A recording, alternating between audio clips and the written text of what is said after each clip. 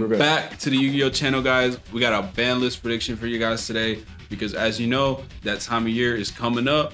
So it's ban list season. Yep. Okay. All right, guys. We're gonna go ahead and jump right in. Let's go ahead and get rid of the elephant in the room. We're gonna start off with the ban section, and we're gonna hit the heaviest hitter, the definer of the format. In my personal opinion, I think that Kashtira or Rise Heart needs to go and needs to get banned. Okay, so I was talking to him before the video and I said, okay, do you think they're gonna hit a Rise Heart and completely kill Kashtira, or are they gonna give it smaller hits like they kind of did with Fenrir, give another hit to Unicorn, maybe hit the consistency, bring the field spell to 1, kind of like what they did with Tear, where they completely killed Tear. So the question in the room is, are they gonna kill Kashtira? Kashtira has been running dominant for 3 formats now, so I feel like it's not wrong to say that it killed the deck. Like, a Rise Heart is definitely a problem in the format because it just doesn't allow people to play decks they would usually play. Are they gonna ban a Rise Heart? To be honest, I don't feel like they will ban a Rise Heart. I feel like they're gonna go for a Fenrir or a consistency hit rather than, because I mean, Rise Heart's already at 1. It got hit in the last ban list. I don't really see a back-to-back hit, but I do see, I do agree with him. Yes, if it got banned, the format would be a lot healthier. So, you know, I agree with that take. For sure. I think the card needs to go. Simple like that. Moving on to the next banned card. I think that it's had its stint. People were saying, oh, okay, no, guys, it was just the one time. The one time you see it on stream, and then it happened again. And then it happened again. And then it happened at Worlds. Guys, it needs to go. Eradicator Epidemic Virus. We were having a conversation earlier. He was thinking about maybe banning Kuklok, but I thought, ban the problem card. Don't ban the searcher, ban the problem card. Get Eradicator Epidemic Virus out of here. Completely invalidates any sort of trap mirror match. Come on, you know? So, in my opinion, Eradicator Epidemic Virus needs to go. It's the other card that I wanted up on the ban list, on the ban section of the ban list. And there's one more, and I feel like we need to talk about it. We can't move on to Centurion while this card is legal. You guys probably already know what we're talking about. Calamities. So Calamity kind of just goes back onto Eradicator Epidemic Virus. Eradicator Epidemic Virus, just the fact that it's searchable in any trap-based strategy, it stops you from playing the game. You know, there's so many strategies in Yu-Gi-Oh that stop you from playing the game, but not so many of them outright just say, okay, you cannot play the game. The lingering effect aspect of Eradicator and Calamity makes a lot of people not want to play the game, because if you're, you know, first time going to locals, whatever, and somebody sets up an Eradicator for you, or somebody Calamity locks you, it's just not fun. And people won't want to show back up to locals if they literally cannot play the game. So I think it's definitely something that needs to get hit, both of these cards, just for the outright reason that they stop you from playing the game. Yeah, that's a very, very good point. Moving on to the limited section, guys, that is it. We only have 3 cards up on the ban section. I really think that's all we can honestly expect from Konami at this point. They probably won't ban too many cards. I know that they have been kind of lenient these past couple of lists, so it feels like a slaughter list could come up. We really don't know. We can't tell the future of the card pool. We can't tell the future on what Konami is going to do, but what we can do is predict. And the next prediction is, it hurts to say it. Oh, it hurts to say it. Brand Infusion needs to go to 1. Guys, we can already see the kind of unfair things that it can do with the Chimera engine, ripping cards out of your hand, setting up negates in grave, just absolutely insane. And that strategy doesn't have so much glue without Brand Infusion. That's what's dumping the Gazelle cards from deck to grave, getting your combos rolling. It's just too good, not let alone in Branded Despia. It just needs to get some sort of hit, and I think the best way to hit it is get it to 1. So to go off of that, Konami, I feel like have a soft spot for branded. They really like branded, and they really like giving it support. Yeah. And with every new support that branded has gotten, branded fusion has gotten stronger and stronger and stronger and stronger. Now it almost feels like the deck can kind of play without branded fusion, even though it's very heavily it is still heavily reliant on branded fusion. There are ways you can either bait the Ash, or if you do Ash the branded fusion, there are different combo lines you can go into to still make a decent board. Whatever. Honestly, I don't mind branded fusion being at 3, but given the record of the OCG and now Master Duel both having it at 1, I do think we're gonna see a hit semi-limited or limited, because for it to just be running rampant at 3 in the TCG when everywhere else is banned somehow or limited somehow, I just don't see that happening. That it's gonna continue, especially if Konami's gonna bring out new stuff with branded. Now the Chimera package is being added into branded and all that. So yeah, and the Abel Star stuff is right around the corner. We can't let branded, full power branded, take full advantage of that. It's just gonna be nasty.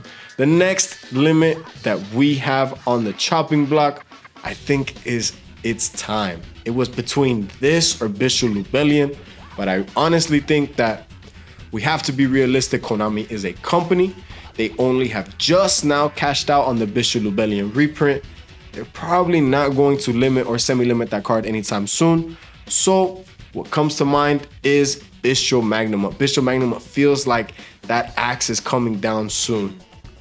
Yeah, so we were talking, we said Bishop Magma Hut, hey, you go +7 if you just play a good Magma Hut. If all you do is play a Magma Hut, you get a search on end phase, you get your draw, and you get a body on the field. Really, really good. You can search for any of your Bishop cards too, so really, really good. And honestly, it made sense when Terra was in the format, but now, yeah, some people really need light and dark monsters in their graveyard. So it's just like a Bishop at a really good time can just really slow down certain strategies and stuff. Right now, we don't really see it. You saw it in the OCG. I'm sorry to mention the OCG. I know a lot of people don't keep up with the OCG, but when they hit Kashtira, they hit the Bishops. Because when Kashtira's not around, Bishops are a really big problem. Because if you're not worried about your graveyard getting banished, you're worried about your light and dark monsters getting banished. Light and darks are the most played monsters in the game, yada yada yada. They're just really strong in a format without Kashtira Terra. So if Kashtira's getting hit, Magma Hug's getting hit, yada yada yada. Yeah, I think that's probably the best kind of route if you're wanting to hit Dragon Link.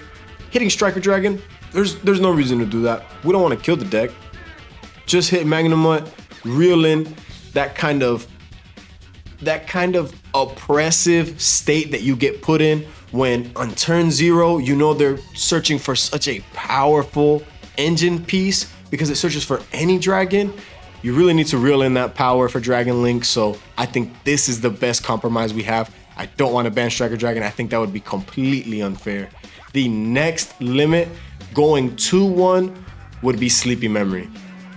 I feel like Pearly Sleepy Memory is what makes this deck super oppressive. Not only do they get the opportunity to go first and put up a towers on you, they're gonna draw 6 cards during your turn. So if we limit it to 1, what we do is, okay, we still have to compromise. Okay, they draw 2 during our turn. They still get a ton of hand traps.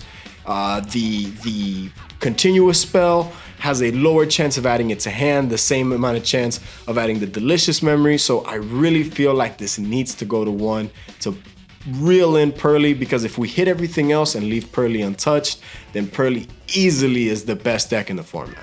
Yeah, I agree.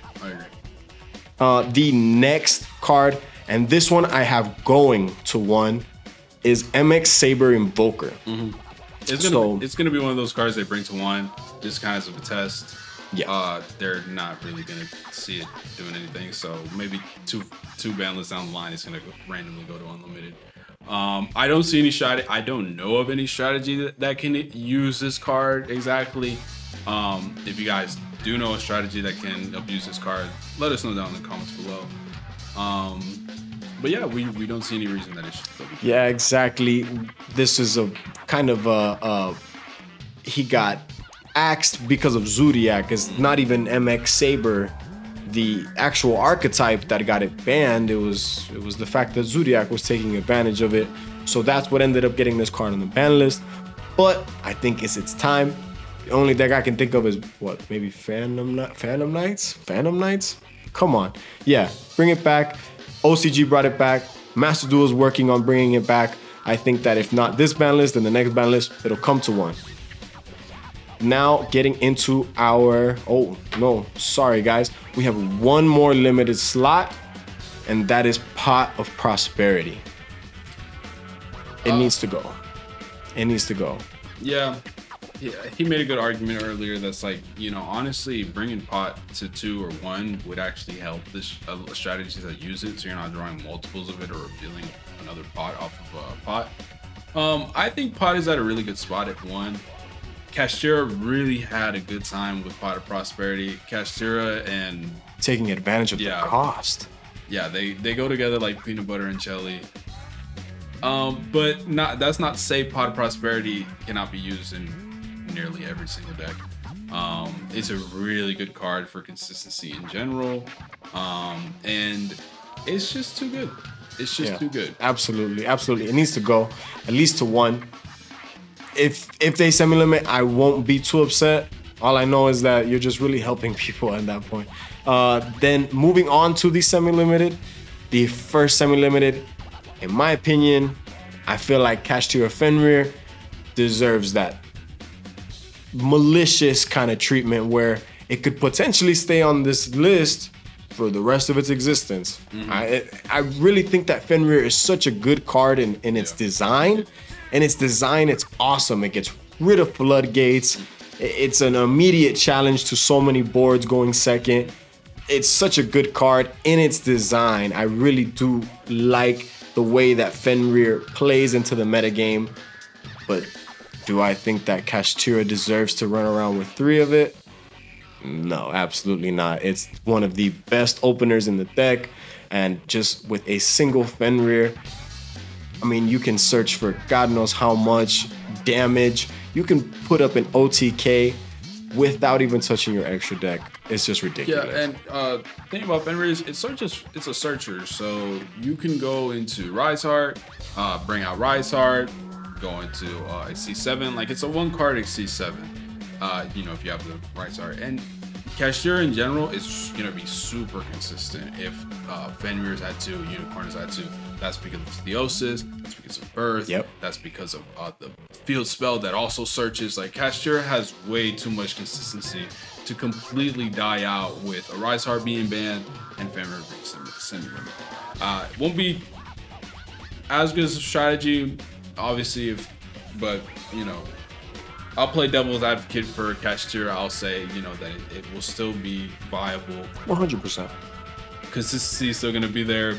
Their Unicorn and Fenrir are both very abrasive cards. And most of the C7s are pretty good. So. Yeah, Shangri-La still has a good target from the deck. Bringing Fenrir to 2 is not going to kill the deck. Next, 2 copies of Dimension Shifter. We can only really hope and pray that this happens. I know that it's looking to trend the same way as the OCG and in Master Duel. It would be really nice if that were the case, but I know this, guys, this isn't a wish list. I would want this obviously banned, but I know that with Konami, we can most likely compromise with a semi-limit spot on Dimension Shifter. You're not opening it as often, and when you open it late in game, it's gonna punish you for playing it. So I think it's at 2, we could really get the ball rolling on trying to heal this format. Because no, I mean, just the graveyard hate has been astounding. Because I mean, Yu-Gi-Oh used to be all about, you know, being in your graveyard, activating stuff out of your graveyard. Your graveyard was like your second hand. Now the format is completely different, and a lot of strategies are trying to Kashtira lock you out of your graveyard. So let's see what they do with D-Shifter. Let's see. It would be really nice to see it, some sort of hit. Speaking of hitting cards, 2 skill drain, again with a similar kind of idea. 2 dimension shifter. I know Konami doesn't like to jump the gun a lot of times on cards that are at 3. They like to semi-limit it, see if they can reel in the power that way. So skill drain, I feel like again is a good compromise, and getting it at 2 is way better than having it at 3. 100%. In a deck, even at 40 cards, trying to open a 2 of, like Dimension Shifter, you get punished for it if you draw it late in the game. It's a floodgate. So I really think that 2 skill drain, again, is another good compromise with Konami. We're not going straight to the ban section. We're trying to reel in the power, slowly healing the format. My only gripe with bringing skill drain at 2 is that you're pretty much helping the people that play skill drain, because playing skill drain at 3 is it's absurd. Like, that's absurd. But to each their own. Yeah, it's searchable with some strategies. So you know, do as you please. Yeah, and moving on, now bringing a card up to 2, I would say Miscellaneousaurus.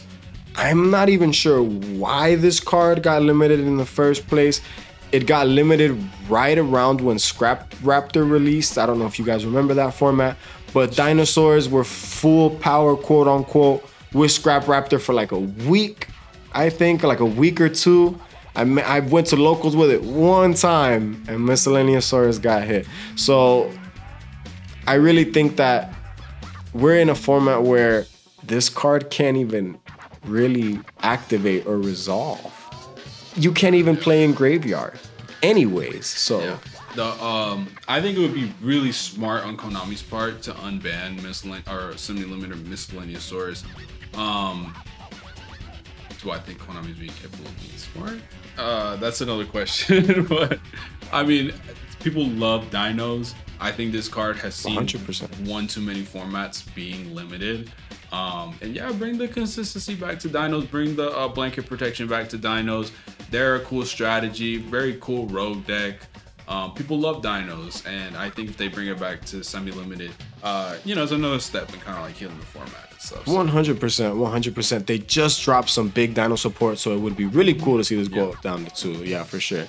Now, the unlimited section. Guys, I know that it might be a little scary to think of this card at 3. I know, yeah. You still have the scars. Oh gosh, no, don't discard, not the Keldo. No, yeah, nah, guys, we're not in that format anymore. I feel like Drytron just kind of went full circle. They got Union Carrier banned for ABCs because they were taking advantage of that card, and their poor freaking Monster Negate got taken away from them because of another high tier deck. So bring it back. I really don't think it'll be a problem if this card comes back to 3, for sure. Herald of the Orange Light could easily come back to 3, and I don't think anybody would bat an eye. I agree.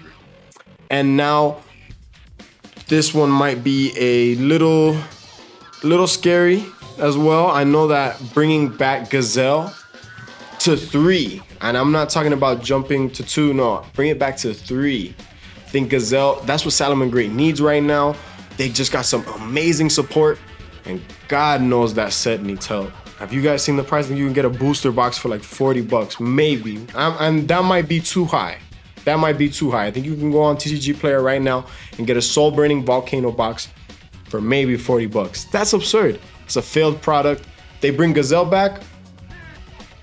We could get some people really wanting to buy that set. I'm not gonna lie, because the cards in there are good. The cards for Salomon Great are good. With 3 Gazelle, come on, you put the deck really into a good position at being rogue to tier 2. Bring it back. Come on, bring it back. Yeah. And another toss format. And Ancient Artifact. Guys, freaking engage to 3. Why are you? Don't be scared of it. Don't be scared. This is toss format. I'm talking about toss format stuff. When Thunder Dragon Colossus was still running around. Bring Engage back to 3. If Hornet Drone stays at 1, this won't be a super huge splashable engine. I do understand that it did get splashed a bit with some sprite lists in the previous format, this last season. But other than that, it really didn't make any sort of waves, and it didn't make super huge waves. It had that one or two tops in NA, and maybe one or two tops in the EU. But other than that, Sky Strikers really hasn't done anything. That was still like 3-4 formats. Yeah, for sure. Sky Strikers hasn't really done anything. Yeah, I agree with you 100%. I feel like Sky Strikers, you know, give them a chance, because I mean, the format has changed so much. Both with Salad and Sky Striker. I know like a lot of you have a soft spot for Salad, yeah, and Sky Striker. For sure. I love that format. That's the format I was introduced to Yu-Gi-Oh with. And, you know, I think bringing those strategies, you know, making them a little bit more relevant again and stuff, especially if, you know, you're getting rid of like all these toxic strategies and stuff, I think a kind of, you know, nice breath of fresh air for the format moving forward for the next ban list. So yeah, guys, that has been our ban list for when do we think it's coming out? I mean, it's got to be coming out within at the end of this month. It really could. We really don't know. I'm probably thinking October. I'm probably thinking October. I feel like it's been a long time since the last ban list. I mean, the last ban list is when they hit super heavy before it even became a blockbuster. Yeah, when they hit Scarecrow out of nowhere, for sure. Like that was months ago. So we'll see. We'll see.